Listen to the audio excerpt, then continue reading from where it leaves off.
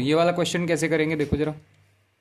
The interest to be paid on a sum of 30,000 rupees at 15% per annum after 2/3 years if interest is compounded yearly is. तो इसमें बच्चों को तकलीफ आती है कि ये 2/3 ईयर्स का क्या करें। देखो प्रिंसिपल जो हमें गिवन है वो गिवन है 30,000 rupees,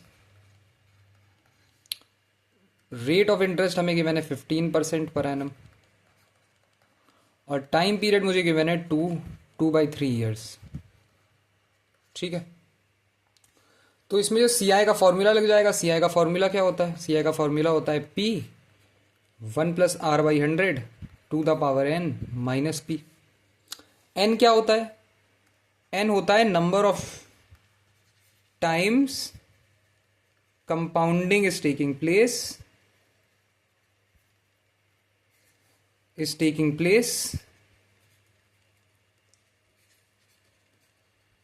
in the given time period,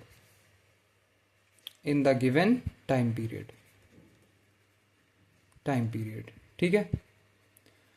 तो यहां पे मेरे पास टाइम पीरियड क्या है? 2/3 ईयर्स। तो और कंपाउंडेड क्या है? एनुअली है, कंपाउंडेड ईयरली है, साल में एक बार कंपाउंडिंग हो रही है। तो पहले साल जब खत्म होगा तब एक बार कंपाउंडिंग होगी, फिर दूसरा साल जब खत्म होगा तब एक बार कंपाउंडिंग होगी, और फिर तीसरा साल तो पूरा खत्म ही नहीं हो पाएगा क्योंकि उसका 2/3 ईयर्स ही मेरे पास गिवन है। मेरे पास पूरा तीसरा साल गिवन ही नहीं है।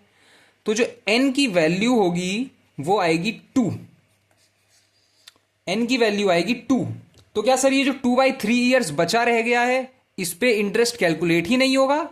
नहीं, इस पे भी इंटरेस्ट कैलकुलेट होगा, लेकिन इस पे सिंपल इंटरेस्ट कैलकुलेट होगा, कंपाउंड इंटरेस्ट कैलकुलेट नहीं होगा।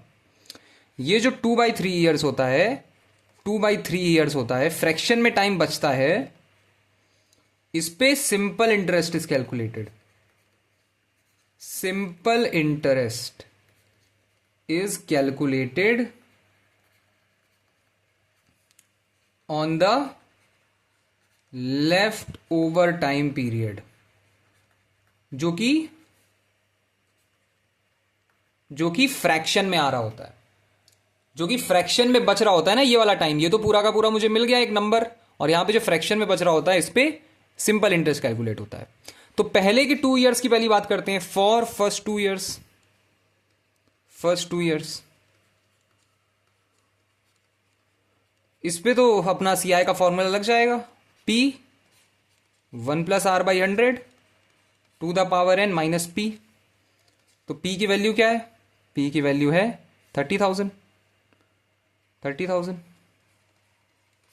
1+R की वैल्यू क्या है? R की वैल्यू है 15।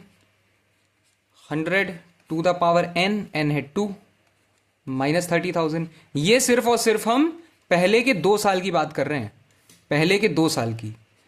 बचे हुए 2/3 ईयर्स की बात नहीं कर रहे हैं अभी, उसकी बाद में बात करेंगे, उसके लिए अलग से सिंपल इंटरेस्ट कैलकुलेट करेंगे। तो पहले के 2 साल में ये फॉर्मूला लगा के हम सी आई निकाल लेते हैं। 30,000 कॉमन ले लिया, अंदर क्या बचेगा? अंदर बचेगा 115/100 होल स्क्वायर माइनस 1। क्या आ जाएगा ये? 30,000। ये आ जाएगा 23/20 का होल स्क्वायर माइनस 1। सॉल्व करो इसे फर्दर, और 30,000 इंटू 529/400 माइनस 1। क्या हो जाएगा ये? हो जाएगा 30,000 129/400।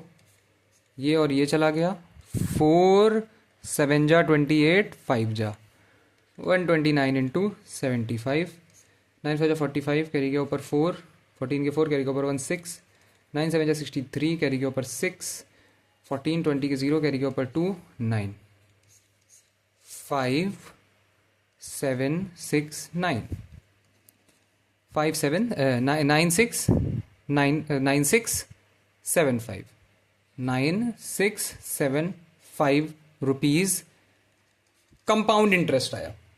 जो पहले के 2 साल की हम बात कर रहे थे, उस पहले के 2 साल में इतना कंपाउंड इंटरेस्ट आया। तो पहले के, और ये कंपाउंड इंटरेस्ट की ओवरऑल बात हो रही है, तो यहां पे जो 2 साल के बाद अमाउंट बचेगा वो कितना बचेगा? वो होगा 30,000 जो पहले प्रिंसिपल था प्लस 9675। तो अमाउंट की वैल्यू क्या आ जाएगी, ये आ जाएगी 39675। ये अमाउंट की वैल्यू आ जाएगी। यानी अब जो प्रिंसिपल है 2 साल खत्म हो गए हैं, 2 साल खत्म हो गए हैं, 2 साल के खत्म होने के बाद आफ्टर 2 इयर्स, 2 साल के खत्म होने के बाद जो प्रिंसिपल है मेरे पास वो है ₹39,675। ठीक है, अब मेरे पास ये प्रिंसिपल है। अब मेरे पास टाइम पीरियड कितना बचा है, 2/3 ईयर्स। टाइम पीरियड है 2/3 ईयर्स। और रेट ऑफ इंटरेस्ट कितना है, वो तो अभी भी उतना ही है, same to same. Rate of interest है 15% per annum. Rate of interest है 15% पर एनम। अब मैंने क्या कहा था, ये जो बचा हुआ टाइम पीरियड होता है 2/3 ईयर्स, इसके लिए सिंपल इंटरेस्ट कैलकुलेट होता है। तो simple interest is equal to P into R into T upon 100। तो सिंपल इंटरेस्ट क्या हो जाएगा, पी कितना है मेरे पास अब नया, प्रिंसिपल है मेरे पास अब नया 39,675। 39,675 पी इंटू आर, आर कितना है 15%। आर की वैल्यू कितनी है 15%। टाइम पीरियड कितना है 2/3 ईयर्स इंटू 100। ये 5 हो गया, 20 हो गया, 10 हो गया, ये हो गया ₹3967.50। ये हो गया simple interest for 2/3 years. 2/3 years के लिए सिंपल इंटरेस्ट हो गया। तो सिंपल इंटरेस्ट कितना आया, ₹3967.50। और कंपाउंड इंटरेस्ट कितना आया था,